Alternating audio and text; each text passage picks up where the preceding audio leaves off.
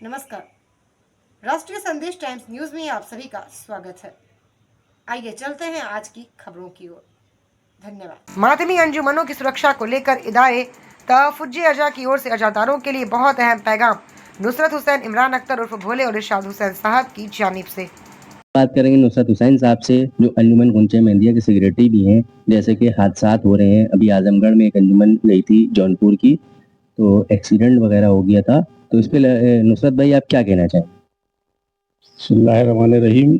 मैं तमाम अंजुमन हैम आदमी से गुजारिश करेंगे जो उत्तर प्रदेश के में जाती हैं, जैसे कि हम लोग जाते रहते हैं, आजमगढ़ है या सिरसी है या रामपुर है, इधर उधर जहाँ भी जाते हैं लोग, तमाम अंजुमन हैम आदमी से गुजारिश करेंगे कि पहले तो सबसे बड़ी बात यह है कि जो भी अपनी पर्सनल 4 व्हीलर से जाता है तो सीट बेल्ट होना चाहिए, उसको गाइडलाइन को फॉलो करना चाहिए। दुर्घटना से देर भरी जिस तरीके से आईटीओ का नारा है उस तरीके से हम लोग को फॉलो करना चाहिए, और बिस्मिल्लाहिर्रहमानिर्रहीम करके वैसे भी ज़्यादातर तो गाड़ी लोग चलाते ही हैं। और एक हादसा हुआ था पाकिस्तान में, मैंने देखा था, एक प्लेन क्रैश हुआ था, तो उससे पूछा था कि हैदर तुम कैसे बच गए, तो उसने कहा था मेरी माँ ने मुझको तो बताया कि दुआ सफ़र पढ़ के चला करो और नादे अली पढ़ा करो, अतल कुर्सी पढ़ के चला करो, तो इंशाल्लाह जो है दुर्घटना से आदमी बच सकता है। तो फिलहाल मैं ये हर आदमी अपने अज़ादार से अपील करूँगा, मैंने हर आदमी से अपील करता हूँ। मैं पंचायत इंडिया का सेक्रेटरी हूँ, जनरल सेक्रेटरी, और तहफ़्फ़ुज़ अज़ा का जनरल सेक्रेटरी हूँ। मैं तमाम अपनी अंजुमनों से ये गुजारिश करूँगा कि आप लोग जब भी निकलिए तो दुआएं पढ़ के निकलिए, और कोशिश ये करिए कि अगर रात ज़्यादा हो गई है तो उसको सिलों में आइए, या तो वहाँ पर रुक के आप सवेरे नमाज फजर की पढ़ने के बाद आइए आराम से, पीते हुए रुकते हुए आइए। अगर 10 किलोमीटर का सफ़र देर हो रही, नींद आ रही है, तो हम लोग रुक करके चाय पी सकते हैं। अब जो लोग बड़ी बस से जाना चाहते हैं तो बस के पास एक ड्राइवर के पास एक बुजुर्ग आदमी को बैठना चाहिए, ताकि वो ड्राइवर पर मुस्तकिल निगाह रखे कि बस इधर से उधर बहकना नहीं चाहिए।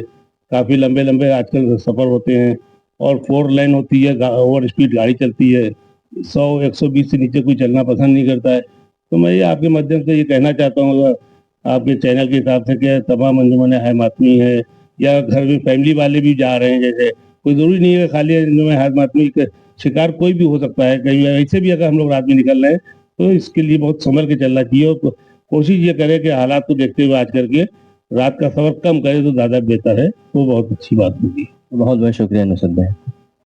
जनाब इरशाद हुसैन साहब से ये बताइए, इरशाद हुसैन साहब, कि आजकल जो अंजुमनों में हादसात हो रहे हैं, तो उस पर आप अपने अंजुमन वालों को क्या पैगाम देना चाहें? जी, सबसे पहले तो आपके नाज़रीन को मेरा सलाम। अऊज़ु बिल्लाहि मिनश शैतानिर रजीम, बिस्मिल्लाहिर रहमानिर रहीम। मेरा ताल्लुक़ अंजुमन नजरुल इस्लाम से है, मैं उसका एक छोटा सा मेंबर हूँ। जो आपका सवाल है उसके लिए सबसे पहले हम अपने नौजवानों से और अपनी अंजुमनों से ये अपील करना चाहेंगे कि सबसे पहले तो वो ये जाने कि जो अंजुमनदारी है और जो इमाम हुसैन अलैहिस्सलाम की शहादत है, उसका असल मकसद क्या है।